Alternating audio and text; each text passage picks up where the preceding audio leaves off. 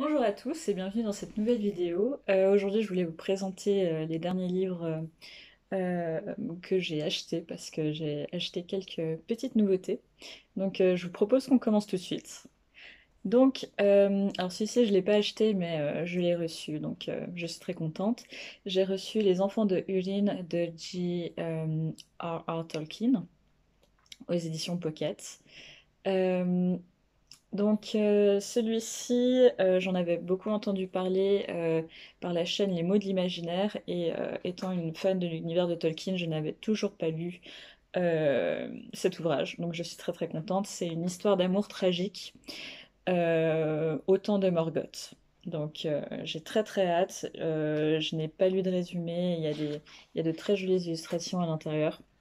C'est une belle édition. De toute façon, Pocket a fait de très jolies éditions avec les différents ouvrages de Tolkien.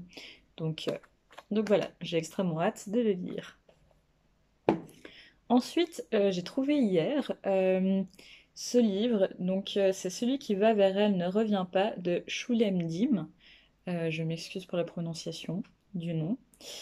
Aux éditions Point. Et de ce que j'ai compris, c'est l'histoire d'un homme qui vit dans une communauté acidique extrême aux États-Unis, qui va décider de quitter la communauté. Et c'est le récit de comment il a quitté la communauté et comment il a continué à prendre contact avec sa femme et ses enfants qui sont restés, eux, dans la communauté.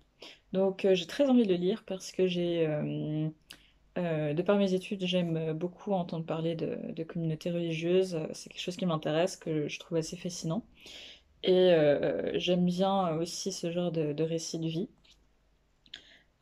Pour ceux qui ont regardé la série Unorthodox, je sais pas si c'est la même communauté assidique, mais c'est aussi une communauté de ce genre-là, à ce que j'ai compris. Voilà, j'ai très très hâte de le lire et je suis sûre que ça va être très bien et très intéressant. Ensuite, j'ai acheté Notre-Dame du Nil de Scholastic Mukasonga. Encore une fois, je suis vraiment désolée pour la prononciation. Aux éditions Folio. J'aime bien la couverture m'a beaucoup attirée.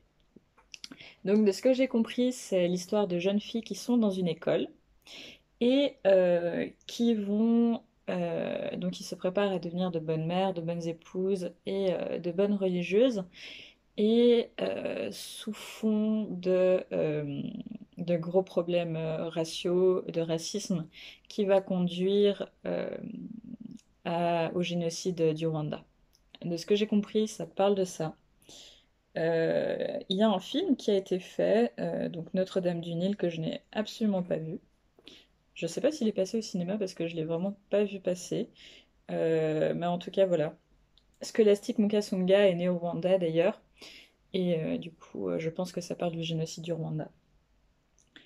J'ai très envie de le lire parce que un moment de l'histoire qui m'intéresse énormément.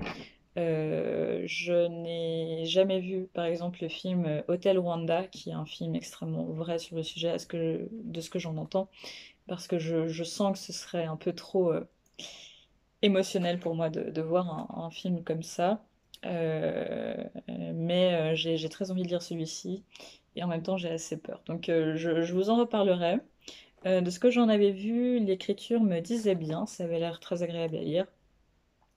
Voilà, j'ai hâte et en même temps pas très hâte de lire parce que j'ai peur d'être beaucoup trop touchée par l'histoire c'est vraiment un pan de l'histoire, le génocide du Rwanda et le génocide durant la Deuxième Guerre mondiale envers les Juifs et les Roms.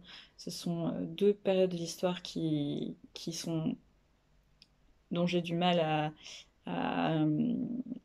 à lire des écrits dessus en fait parce que pour moi c'est des choses tellement atroces. C'est très important de lire dessus, c'est pour ça que je lis dessus.